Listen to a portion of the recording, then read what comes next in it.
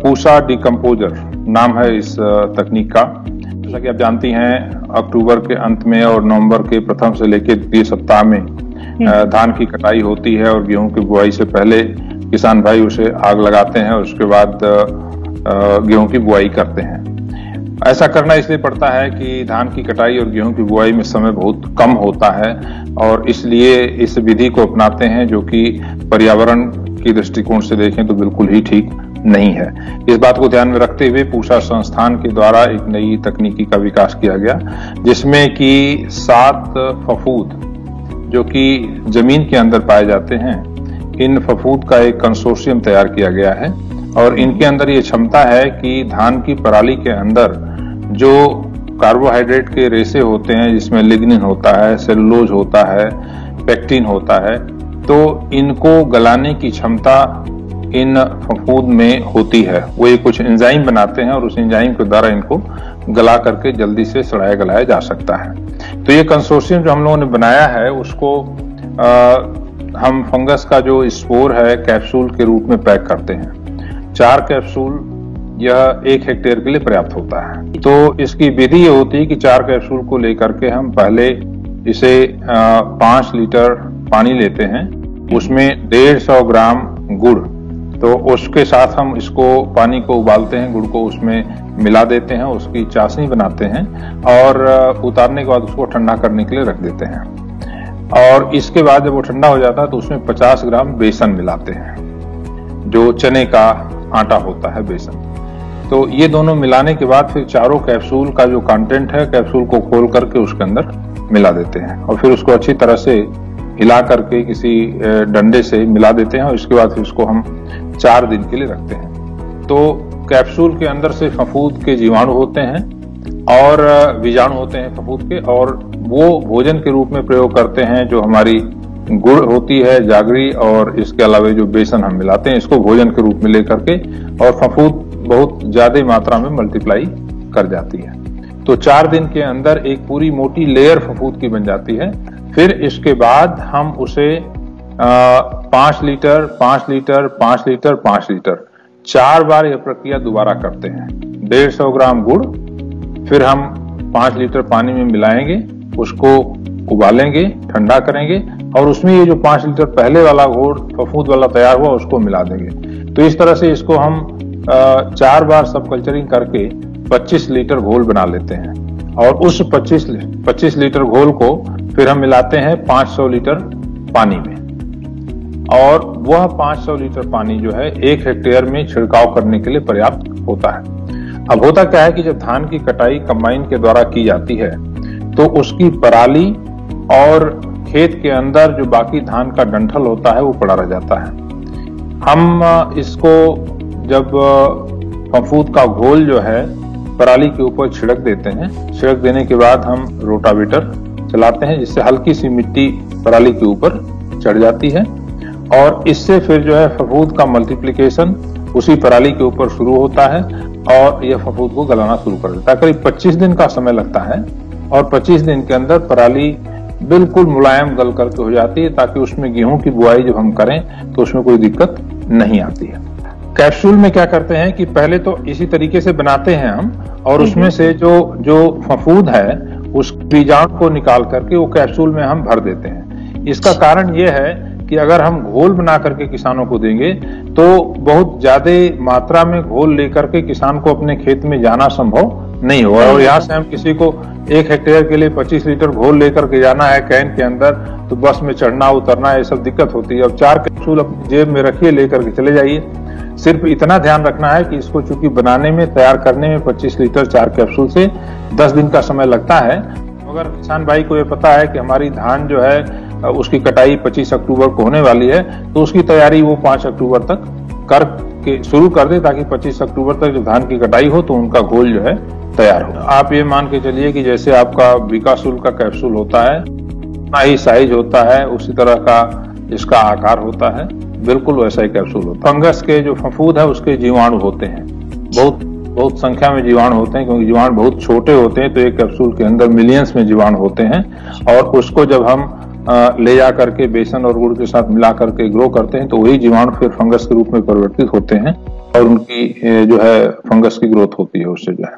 ये उत्पादन अपने लैब में सीमित मात्रा में कर रहे हैं और हम लोगों ने करीब हमारी 8 कंपनीज हैं, उनके साथ हमने अनुबंध भी किया है इसका व्यावसायिक स्तर पर उत्पादन करने के लिए। तो अभी जो हम 20 रुपए में दे रहे हैं उसमें हम वैज्ञानिकों की या हमारे तकनीकी सहायक हैं इनकी सैलरी वगैरह हम उसमें नहीं जोड़ते हैं, तो इसलिए हमारी उत्पादन लागत जो है 20 रुपए आती है। लेकिन जब व्यावसायिक स्तर पर इसका उत्पादन शुरू होगा तो उसमें सारी चीजों को ध्यान में रखना पड़ेगा, क्योंकि व्यवसायीकरण कोई भी करेगा तो थोड़ा बहुत लाभ के लिए जरूर करेगा।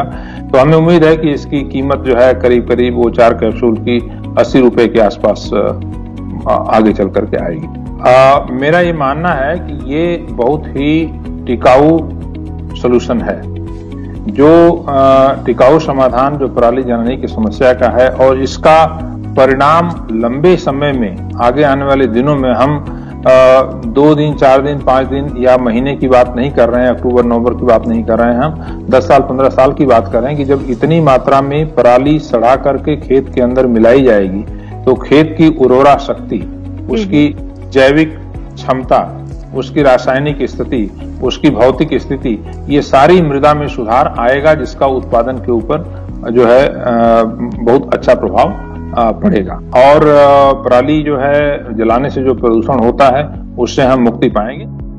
सूक्ष्म जीव विज्ञान में हमारे यहाँ से पिछले 5 सालों से हम इस पर रिसर्च कर रहे हैं और अब जाकर हम लोगों का एक फफूंदी का कंसोर्शियम बनाया है, जिससे कि जो सबसे बड़ी समस्या है इस वक्त नॉर्थ इंडिया में पराली जलाने की जो समस्या है उसका कुछ हम समाधान कर पाएँ। इसमें हमारे साइंटिस्ट ने रिसर्च करके कंसोर्शियम बनाया, जिसकी वजह से धान की जो पराली है जल्दी से जल्दी गल के एक कंपोस्ट मैन्योर के रूप में तैयार होती है। तो हमारा ये कोशिश रहा है कि हम जितनी पराली है उसको अगर हम गला के उसको सड़ा के उसको एक कंपोस्ट न्यूट्रिएंट रिच बनाते हैं, उसकी वजह से एक जो फार्मर्स को जलाने वाली नौबत आ रही है वो हम कुछ हद तक इसका सोल्यूशन निकालें। दूसरा ये कि जो सॉइल में मृदा शक्ति में जो न्यूट्रिएंट निकल जाने से जो वो क्षीण होती जा रही है उसको भी रिप्लेनिश करें। जितना सॉइल की जो न्यूट्रिएंट क्वालिटी है उसको भी हम इम्प्रूव करने की कोशिश कर रहे हैं। जो भी पराली आप गला रहे हो, सड़ा रहे हो, उसका जो न्यूट्रिएंट है वो सारा रिलीज होकर सॉइल में ही जाता है, कहीं और नहीं चला जाता। तो जब सॉइल में जाता है तो सॉइल की जो फर्टिलिटी है वो इम्प्रूव होती है और उसकी वजह से जो भी आप नेक्स्ट क्रॉप लगाते हैं, और ज़्यादातर इस एरिया में वीट लगता है, गेहूँ लगता है, तो उसके प्लांट ग्रोथ में भी और उसके ईल्ड में भी अच्छा प्रभाव दिखता है। तो ये हमारी कोशिश है और इस वक्त हमने इसको एक छोटे से रूप में कैप्सूल के रूप में हमने इस टेक्नोलॉजी को बनाया है, जिससे कि एक तो ये ट्रांसपोर्टेशन बड़ा आराम से हो सकता है, एक जगह से दूसरी जगह पर हम इसको आराम से भेज सकते हैं, कोई इसमें छिलकने की या निकलने की, गिरने की कोई संभावना नहीं होती है। तो उस दिशा में हम लोग काम कर रहे हैं और हमें खुशी है कि एमडी बायोकॉल्स ने ये टेक्नोलॉजी हमारे संस्था से लाइसेंस करी है और हम उनको बेस्ट विशेस भी कहना चाहेंगे कि आगे आगे इस टेक्नोलॉजी को इनकी तरफ से काफ़ी बड़े पैमाने में बनाएंगे और जितने इस एरिया के जो एटलीस्ट फार्मर्स हैं और जो भी हैं, क्योंकि मेरे पास जब से ये न्यूज़पेपर में आया है काफ़ी लोग हमसे पूछ रहे हैं, काफ़ी गवर्नमेंट्स आगे आ रही हैं, सरकार आगे आ रहा है कि इस टेक्नोलॉजी को लेकर किस तरह से फार्मर्स के इस दुविधा को हल कर पाए। पिछले काफ़ी समय से पूसा संस्थान पराली की समस्या के ऊपर शोध कर रहा था, जो आज पूसा संस्थान के डायरेक्टर AK सिंह व सीनियर साइंटिस्ट डॉक्टर अन्नपूर्णा जी के सहयोग से, उनकी पूरी टीम के सहयोग से आज वो रिसर्च कंप्लीट हो गया है। उस रिसर्च में जो कैप्सूल तैयार किया है, 4 कैप्सूल 2.5 एकड़ के लिए काफ़ी सफिशिएंट है, जैसा कि आपको डॉक्टर AK सिंह जी ने और डॉक्टर अन्नपूर्णा जी ने बड़े विस्तार से बताया। और मैं किसानों को ये एक संदेश देना चाहूँगा कि जिस तरह वो अपने खेती करने के लिए सभी जरूरी सामान का पहले बंदोबस्त कर लेते हैं, जब धान की कटाई को शुरू करें उससे 10 दिन पहले वो इस कैप्सूल को अपने पास सुरक्षित कर लें, क्योंकि इसका जो घोल बनाने का समय है वो लगभग 8 से 10 दिन उसमें लगते हैं। तो जब आप कटाई शुरू कर देंगे, फिर आप उस कैप्सूल को मंगवाने की प्रक्रिया शुरू करेंगे, तो हो सकता है कि आपकी गेहूं की बिजाई में थोड़ा सा देरी होने की संभावना हो सकती है। तो फिर किसान जल्दबाजी में उसको आग लगाने के बारे में ही सोचता है। तो मैं आपको ये कहूँगा कि जब भी आपकी धान की कटाई शुरू हो, 8 से 10 दिन पहले उस कैप्सूल को आप मंगवा लें।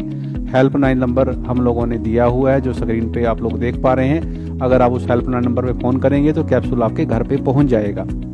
तो इसका आप समय से अपनी उपलब्धता बना लें, अपने पास इसको मंगा लें।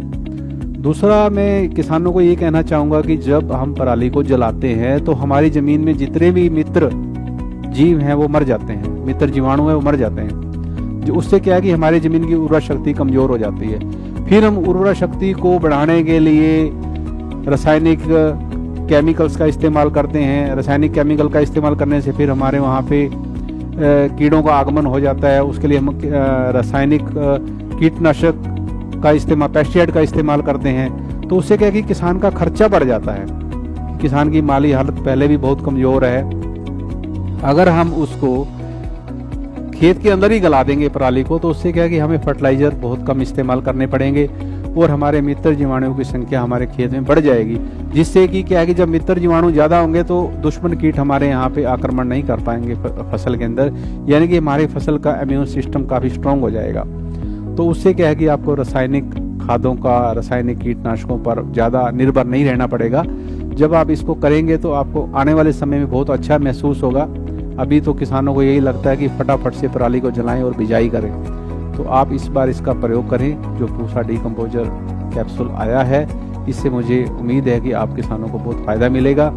और मैं और जितने भी श्रोता इसको देख रहे हैं, मैं उनसे गुजारिश करूंगा कि ज़्यादा से ज़्यादा इस वीडियो को फॉरवर्ड करें। वैसे भी हम दिन भर में काफ़ी वीडियो एक दूसरे फ्रेंड्स को करते हैं फॉरवर्ड, तो जिसका इतना बेनिफिट भी नहीं होता। तो मुझे उम्मीद है कि इस वीडियो का काफ़ी बेनिफिट होगा और हमारे को सभी को पर्यावरण साफ सुथरा मिलेगा। किसान अगर नहीं जलाएगा तो हमारे यहाँ पे धुआं भी नहीं होगा। जैसा कि कोरोना महामारी के चलते धुआं बहुत ज़्यादा खतरनाक भी होने वाला है इस बार अगर किसानों ने पराली को जलाया। तो मैं यही कहूँगा कि आप सभी से कि पराली को ना जलाएं, पूसा डीकम्पोजर से खाद बनाएं और अपनी पराली को ज़मीन के अंदर ही गलाएं, जिससे कि आप सबको फ़ायदा हो। धन्यवाद।